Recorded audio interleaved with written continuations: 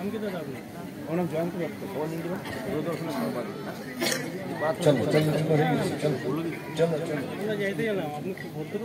না আমি ভদ্রভাবে বলেই কথা বলছি আপনাকে বিরক্ত করতে বারবার আপনি আপনাকে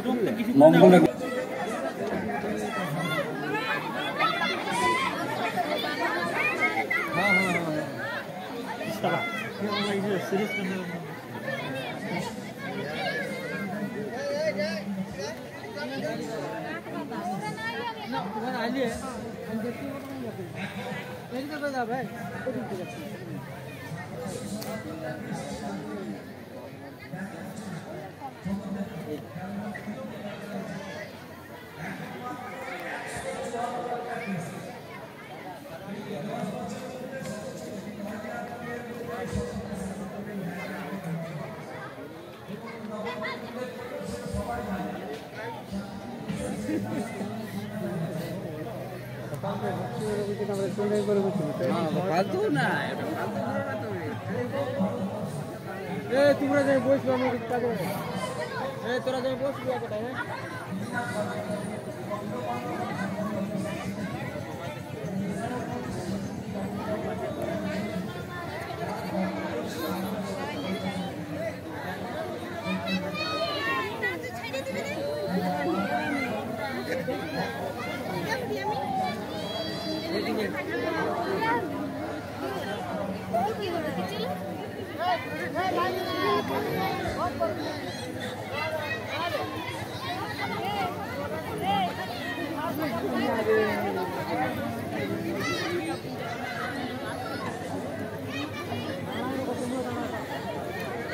অনেকটাই পিছিয়ে আছে। আজকে গণশক্তিতে দিয়েছে অকলবাদ গ্রামে। সবার জন্য জানাই রাজ্য সরকারের রাজ্য হস্তশিল্প এক্সিবিশন চলছে, এক্সপো 18ই নভেম্বর থেকে 18ই ডিসেম্বর কলকাতার নিউ টাউনে হবে, সিটি মলের উল্টো দিকে হচ্ছে।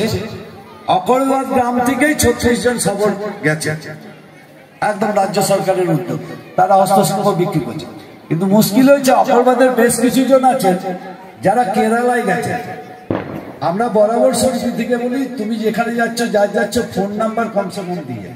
আমরা সত্যি আজও পর্যন্ত আজকে পর্যন্ত সকাল পর্যন্ত আমরা যোগাযোগ করে উঠতে পারি, চেষ্টা করছি যদি ভায়া মিডিয়া অন্তত যে লোকটা নিয়ে গেছে কাজ করাতে তার নামটা জানলে বা তার ফোন নাম্বার জানলে আমরা করাতে পারতাম। এটা আমাদের কমজোরি, কিন্তু আমরা ছাড়ছি না।